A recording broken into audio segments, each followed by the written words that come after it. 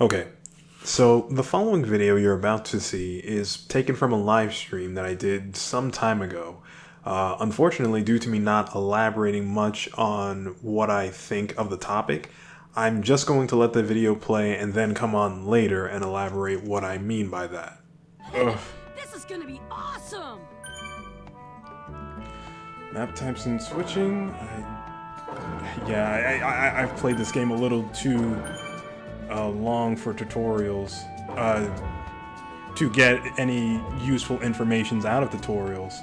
I guess in a sense that is one of the first things I wanted to talk about is tutorialization in video games, and I don't know, like people's perceptions towards it. As necessary as tutorials are, people tend to be somewhat and they treat them with animosity. That's the word I want to use. Purely because most people who play games play video games. They aren't necessarily starting from scratch, but how do you say? It is a necessary point for games. Necessary in the fact that any game can be someone's first game. So it is very important to go over it. And even if a person has played games before, it's still an important topic. Because every game is different, every game has its own quirks, even from one game to another. Games can change a lot. For instance, Ultimate Ninja Storm 2 plays very differently from Ultimate Ninja Storm 1, and 3 plays differently from 2 and 1, and 4 plays like an upgraded version of 3, but what's the word I'm looking for? Gets rid of a lot of things that were problematic in Storm 3. Naruto, it's good to see you again. Storm 3 is a great game, by the way. I like it a lot. I don't know, but I guess to ask the question, you know, what do you guys think about tutorials? Because it was pretty intense. I don't know. I've gotten way stronger. Through good tutorialization, I found myself spending a lot more times playing games, enjoying them instead of, you know, just trying to get through to the end. I think my own personal example is Xenoblade Chronicles 3, where in the past, because I've played the Xenoblade games a lot, I enjoyed them, but I ended up bouncing off of them at some point due to me not understanding how those games are played. However, Xenoblade Chronicles 3 comes in, gives the most tutorialization in a Xenoblade game to date, and then I spent like 250 hours playing it. And most of that was through the story mode. Not story mode, but trying to get through the main story of the game, right? And the reason why I spent so much time is because this is the first game that actually tried to teach me all the ins and outs of how to play the game. And so now that I understand, I'm trying more things more often, trying to see how specific builds work, team compositions, and stuff like that. So, in my experience, it's a bit of a give and take with tutorials, you know? And two of us? You know, a good tutorial, no matter how lengthy, can end up influencing your overall playtime and how much you enjoy the game a lot. Whereas just assuming the player will know can lead to some interesting interesting outcomes. So, in particular regarding the Xenoblade games, Xenoblade Chronicles 1 has a bunch of unique mechanics that are character specific, but for right now I'm just going to focus on affinity, because affinity dictates whether or not you can use the best weapon in any character's arsenal, the chain attack.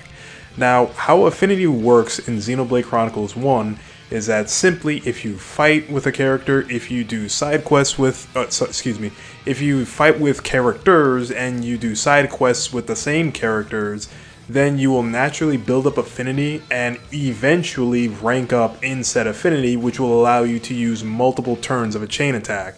Now, I didn't know this until a recent play session, but if the affinity is too low, then you can actually have less turns of a chain attack. I don't know why that is a thing, but it is a thing. Anyways, so as it looks to be in the game, you are supposed to basically have whatever characters you're supposed to be building affinity for as long as it takes to build said affinity. And to help a character out, they have what is called heart-to-hearts, where it's basically just two characters interacting to give them more development with each other that wasn't present in the main game. Now, it sounds like a smooth ride through and through, but in actuality, it gets very chaotic fast. Xenoblade Chronicles 1 has a lot of characters that it introduces, and you can only have a maximum of 3 characters in the party to build affinity. In addition to that, Shulk is easily the most important character in the game. He solves a lot of problems that the game wants answers to, and if you don't have Shulk, well, now you're having to figure out a brand new solution, and who knows if X or Y party member is able to solve that problem. So because of that, at least on my first playthrough, one party member was farming all the affinity and everyone else was at various levels. Now, in addition to that, certain heart-to-hearts are actually very steep in how much affinity they require, which kind of defeats the whole purpose, I feel personally, and because of that, it's a lot harder for characters to gain chain attack, gain affinity without doing a massive grind session. For instance, today I just got Dunban, and I was playing with Dunban for over 2 hours of not recorded playtime. And in those 2 hours, neither Shulk nor Rhine ranked up in terms of affinity with him, which, you know, goes to show how much grinding it really takes. Now, all this to say, there is a way for you to get affinity much faster in the game, and it's by tackling higher level enemies. However, I'd argue that the system in Xenoblade Chronicles 1 actively fights the player's mentality in doing this. So, if you don't know, the Xenoblade games in general are very unique in terms of RPGs, where if you are higher level than the enemy, then the enemy will no longer challenge you anymore. However, this also applies to you and much higher level enemies. So the game never flat out tells you at what point an enemy is too hard for you to go after. I mean, the numbers next to your characters' names is a pretty good indicator, but there is a maximum cutoff point of 10 levels. And if your character is 10 levels weaker than an enemy, you will miss all of your attacks. Okay, so don't quote me on this next part, but I believe that if you are within 5 or so levels, then that enemy is perfectly beatable, and the extra levels that you didn't have gets funded into your affinity. And that would be a nice thing to know to cut down on grinding significantly. And I understand that Xenoblade Chronicles 1 is a very big game. You are going to be playing this game for a long period of time, so the fact that you, grinding away at affinity isn't exactly quick isn't the worst thing in the world. However, in my personal perspective, because affinity farming is such a tedious task, it also hampers what I would like to see more of in the game from a mechanical standpoint. What do I mean by that? I would just like to see how far with the mechanics I can take it, but because of how affinity works and the lack of information that the game provides to me, I'm 20 hours deep into the game and it feels like I didn't get past go yet. I'm still working with the basic mechanics the game has given me. Now, to be quite fair, this is still tutorial territory of Xenoblade Chronicles 1. I just exited Colony 6 and ended up in Satoral Marsh. So, to be fair, this is still technically early game a little bit, but at the same time, it's just taking so long to get basically 4 turns of a chain attack. With Xenoblade Chronicles 2, they got rid of affinity. However, the chain attack got a new wrinkle into it in terms of elemental orbs. Now, the elemental orbs will form when one blade does a blade combo with any particular element. There are set ways that you can combo off of an elemental orb. No, you can combo off of an element to get an elemental orb, and the game shows you that in the upper right corner of the screen when you are comboing in general. However, when it comes to breaking the elemental orbs, the game does not disclose which orb type is weak to what.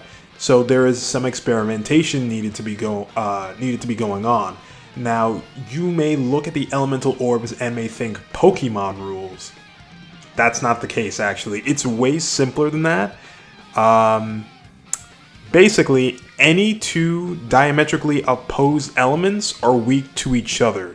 That might not make a whole lot of sense, but that's what it is. So for instance, fire is weak to water, and water is weak to fire, light is weak to dark, and dark is weak to light, and so on and so forth in the game. Now, thankfully, if your character does not possess an element that is something's particular weakness, then you can still damage the orb, but in that case, what orb is damaged is well, it feels randomized, it's not. Basically, every blade has two or more targets that they can hit in a chain attack.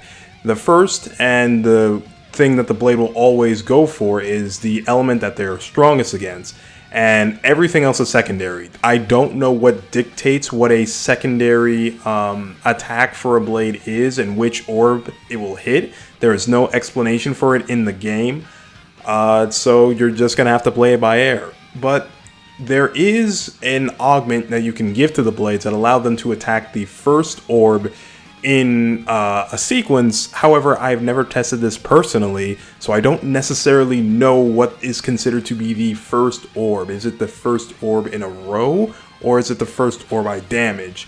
If it's the first orb in a row, then it's automatically less useful to me, because if I hit the third or second or fourth orb, that's not helping me, at least not helping me immediately. With that being said, Xenoblade 2 does tell you that this exists. However, there is no way to go back and find this information out for yourself, or at least there's no way to do it easily. To my knowledge, there are merchants in the game that will sell you the tutorial so that you can reread it. However, once you reread it, I believe you have to purchase it again. There is no way to just easily streamline it, and the major issue with this is that those merchants are spread out all throughout the world of Xenoblade Chronicles 2, so if you're looking for a particular tutorial, good luck trying to find it. I don't know, I kind of gave up after a while. So in Xenoblade Chronicles 2, in addition to that, each blade has their own unique abilities really, that will help you out during a fight. In particular, I had so many questions regarding Mithra's ability. I don't remember what it was called, but basically she grants evasion up to the entire party, and the higher and more you upgrade the ability, the more and more frequent evasion the party has. So obviously I pair this with Bridget, the dodge tank, because she wants to dodge everything and keep aggro on her. However, I have a question on whether or not this inherent ability of Mithra stays intact if I switch a blade or not. I'm going to assume no, but basically what I'm trying to say is that I have so many questions regarding Xenoblade Chronicles 2, its combat, its abilities, and things of that nature that are just not answered. I have no idea how to tackle this game in any constructive form aside from what I see on screen. So because of that, I feel that Xenoblade Chronicles 2 has a lot of potential that I haven't even, cracked into, even after all these years. I think I spent like 200 hours playing the game in total, but because of the fact that so many things are left a mystery to me, I'm not encouraged to experiment beyond what I know works, if that makes any sense. So then we get to Xenoblade Chronicles 3. And immediately, one of the things that Xenoblade Chronicles 3 hits you with is transparency.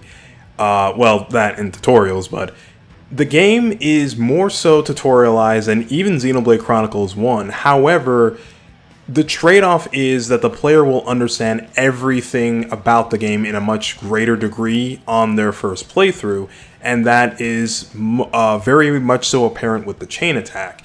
In the chain attack, you cannot, how do I say, you cannot get into it without, or you cannot go through it without having information abundantly clear to you, whether it be the strategies you pick or, you know, how much TP a character will generate for the TP meter in the upper right corner of the screen. In 3, you can have, well, you can fumble a chain attack and not get, and only get 1, but you can have up to a maximum of 5, and that is all player controlled. It was all player controlled in Xenoblade Chronicles 2. In fact, you can actually have too many orbs to count in Xenoblade Chronicles 2 and just do a buttload of damage. But in Xenoblade Chronicles 3, the player has a lot more understanding. I personally feel from my own playthrough, they have a lot more understanding of how the game works and are able to work through the mechanics by simply just playing the game. Everything you need to understand is on screen, and it leads for a much more engaging experience, for lack of a better term. I say this personally because with that transparency came a lot of ideas flooding into my head on how I can better use the party for, of course, a chain attack, but in other cases as well, as with regular combat, as with my builds, as with which classes skills should I use. Even if I don't particularly like a class, I can still utilize that class for a different class to make that class even stronger, which gets me to branch out from my normal habits and check out to see what each of these classes have to offer. So, to give you an example of the idea I had, going up to Colony 4, I remember that Ethel's class has capable hands, which allows you to use your talent art at the beginning of a fight. And Senna's class, it was something ogre. I don't quite remember it off the top of my head, but it has pressure drop, which is a launch talent art. So potentially, as almost as quickly as I get the chain attack, I can eventually get Senna up with Ethel's class so that I can get a launch combo much easier, and with the chain attack deal a lot more damage earlier on in the game. There was nothing stopping me from doing this on my first playthrough other than I didn't think of it until now.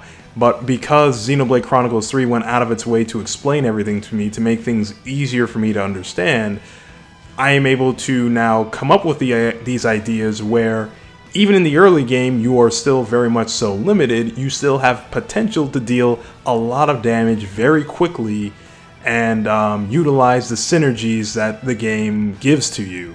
Basically what I'm trying to say is that because Xenoblade Chronicles 3, because its tutorials tell me flat out how the game works, I am able to better enjoy the game because of that. That's not to say that Xenoblade Chronicles 1 and 2 are bad games at all. In fact, you can argue that Xenoblade Chronicles 2 has more potential to be a better game and have a better combat system than Xenoblade Chronicles 3 because of all the mysteries that are in said combat system.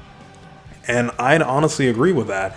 But from a personal perspective, because I was never able to really feel like I hit any kind of solid ground with Xenoblade Chronicles 2, I felt like I was always doing the bare minimum in the combat system in general, which is why I feel as I do for Xenoblade Chronicles 3. To make a long story short, when it comes to tutorialization, I understand when people don't like tutorials that tell them very basic mechanics and things of that nature. But to reiterate what I said in the live stream, every video game is someone's first, and you can't go on the assumption that someone's played this genre especially for the fact of, let's say, a Xenoblade game, because those games aren't hard tied into one another. Even though there is continuity between games, someone can very well jump into Xenoblade Chronicles 3, and because they lack legacy knowledge of 1 and 2, be completely lost with how the systems work. That is something that I find to be, pivotal, and at this point par for the course in terms of the tutorials. But from my perspective, as someone who is more adept with video games and adept with the Xenoblade, well, for lack of a better term, adept with the Xenoblade Chronicles games and how they work, having the tutorial and having it speak to me in a way that I understood greatly enhanced my enjoyment of the game. In fact, while I was playing through the beginning portion of the game, I found out something that I never applied at all, which was fusion arts being able to cancel into normal arts, which I never knew. I always thought that you couldn't do that unless you got the specific upgrade for it, but hey, here we are now. So all of this is to say, to be patient when it comes to video game tutorials. Sometimes you might find something out that you may never have guessed about the game, and it might open up a brand new avenue to you. Not every game is like this, I completely understand, but considering the fact that in this one example there are 3 different video games, all with their own unique systems and mechanics,